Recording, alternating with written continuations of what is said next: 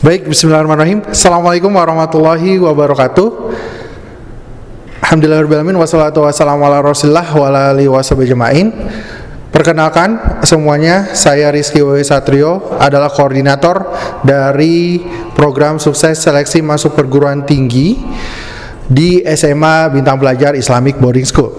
Baik, pada kesempatan kali ini izinkan saya untuk memberikan informasi terkait transformasi atau perubahan dari pendampingan program yang dilakukan oleh tim Bintang Pelajar dan tim BPIBS untuk siswa kelas 12. Baik, kegiatan ini atau perubahan ini sebenarnya didasari oleh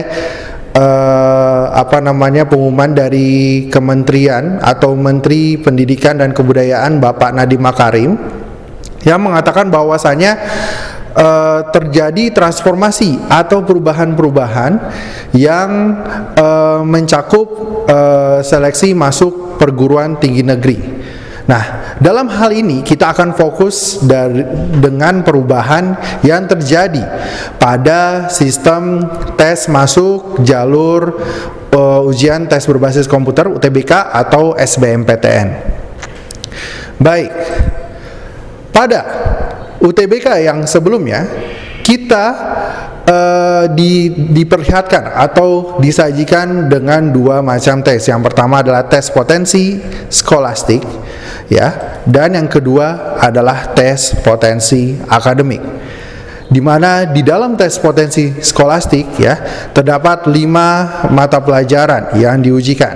Ada pengetahuan kuantitatif, penalaran umum, kemudian ada pemahaman bacaan dan menulis, pengetahuan dan pemahaman umum, dan yang terakhir ada tes bahasa Inggris.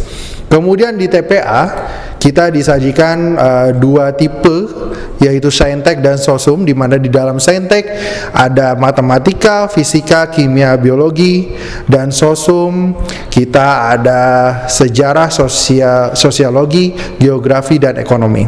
Nah, untuk tahun ini terjadi perubahan, begitu ya, di mana pemerintah menghapus tes potensi akademik sehingga hanya tersisa tes potensi skolastik, di mana terjadi transformasi juga, ya, yang tadinya ada pengetahuan kuantitatif atau yang tadinya ada 5 mapel itu berubah menjadi hanya 4 mapel saja, ya. Pengetahuan kuantitatif berubah menjadi penalaran matematika, kemudian penalaran umum itu berubah menjadi potensi kognitif, dan sisanya ada pelajaran literasi dalam berbahasa Inggris, literasi dalam berbahasa Indonesia. Nah, inilah yang akan dihadapi siswa-siswa kita dalam tes UTBK nanti, ya, hanya tes potensi skolastik yang terdiri dari 4 mapel. Lalu, masih pentingkah belajar TPA? Ya, menurut kami masih penting, karena kita pada program transformasi ini tujuannya kita melakukan perubahan ini tetap mempelajari TPA. Yang pertama, kita nanti akan mengejar soal-soal yang bertipe grade di ujian mandiri, di mana nanti ujian mandiri tidak menutup kemungkinan tetap ada TPA. Dan juga nanti di kelas 12, ya, semester 1 kita persiapan untuk penilaian akhir semester, ya, di mana TAS ini salah satu kunci untuk nilai rapot, dan nilai rapot semester 5 ini salah satu dan masih kunci sebagai jalur masuk SNPTN. Baik, berdasarkan perubahan transformasi dari jalur masuk UTBK ini, pihak Bintang Pelajar dan BPIBS melakukan diskusi dan melakukan transformasi program. Baik, ya, transformasi program, ya, kita bagi menjadi 5 fase. Ya, fase yang pertama. Fase pertama ini dimulai dari 18 Juli hingga 23 September. Begitu ya. Ini sudah kita lakukan. Dan dilakukan sejak awal semester hingga penilaian tengah semester. Nah, ini sebelum adanya pengumuman dari Bapak Nadiem Makarim, ya. Jadi kita fullkan belajar TPS dan juga belajar TPA, di mana di sini TPS hanya diajarkan satu mapel itu sebulan sekali, ya, karena kita akan konsen ke TPA-nya, di mana di situ kalau kita lihat matematika dan fisika diajarkan seminggu sekali, ya, begitu. Tapi ternyata pengumuman, ya, melandaskan kita untuk merubah sistem program ini. Nah, di fase kedua ini dimulai dari 4 Oktober sampai 3 Desember.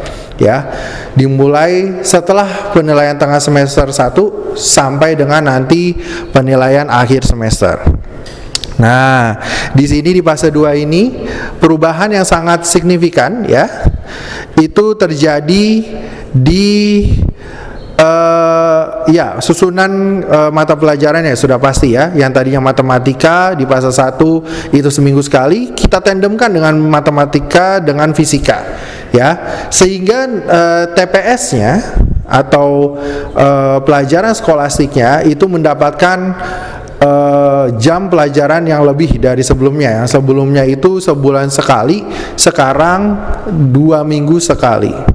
Nah, lalu TPA di sini belajar buat apa dong?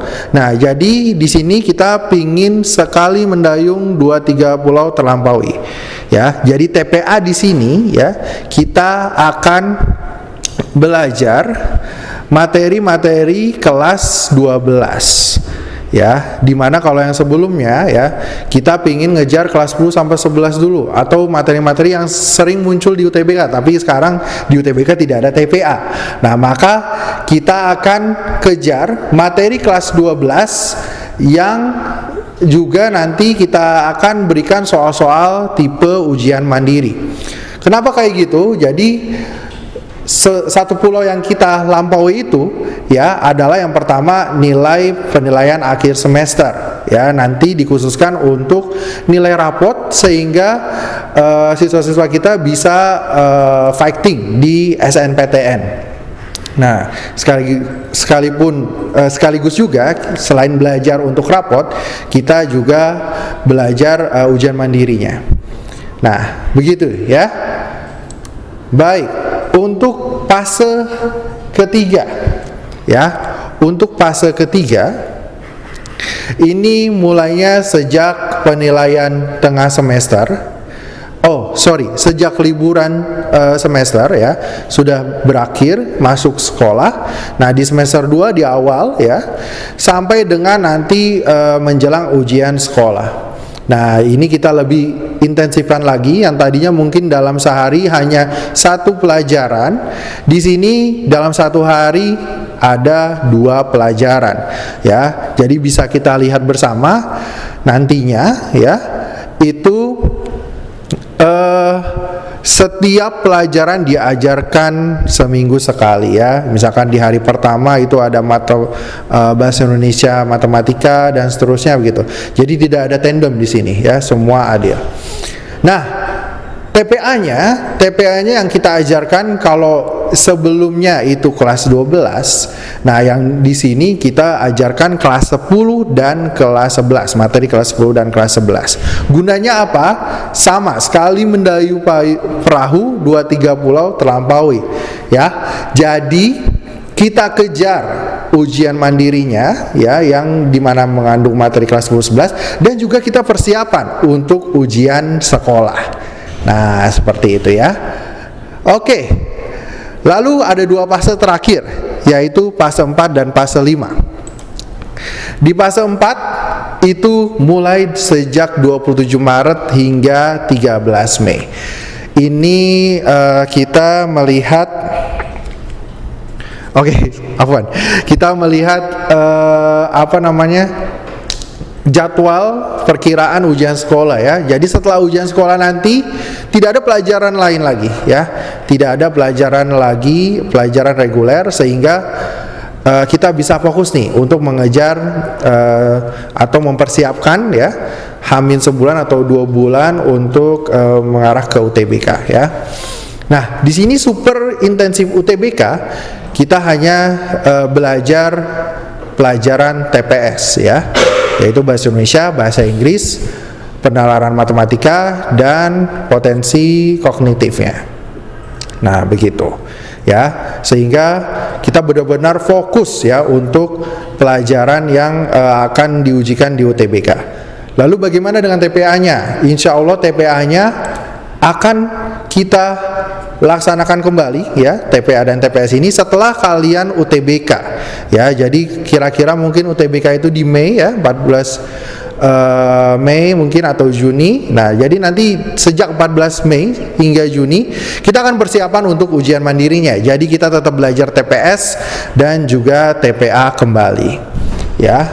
Nah, sistem pembelajarannya ya, untuk fase 1 sampai fase 4 kita offline ya, atau datang ke sekolah. Nah, untuk fase kelima ini kita online ya. Kenapa sih kok online? Karena siswa-siswa kita memilih jalur atau ingin masuk ke jalur mandiri ini beda-beda setiap orang. Ada yang ingin SIMAK UI, atau ada yang ingin UTUL UGM, ujian mandiri lainnya, atau bahkan yang ingin dua-duanya. Nah, maka dari itu nanti sifatnya online ya, dipisah kelasnya, atau bahkan nanti ada siswa kita yang masuk ke kelas yang terdapat di bintang pelajar, bimbel bintang pelajar. Nah, baik, mungkin itu ya penjelasan dari Ana. Kita doakan semoga Allah mudahkan siswa-siswa kita dalam mempelajari pelajaran yang kita berikan, dan juga pada akhirnya siswa sukses dalam masuk atau melakukan tes seleksi masuk perguruan tinggi negeri, dan juga siswa mendapatkan atau dapat masuk perguruan tinggi negeri yang sama-sama dicita-citakan oleh ayah, bunda, dan juga anak. Baik, terima kasih dari saya. Mohon maaf atas kekurangannya. Wabillahi taufiq wal hidayah. Wassalamualaikum warahmatullahi wabarakatuh.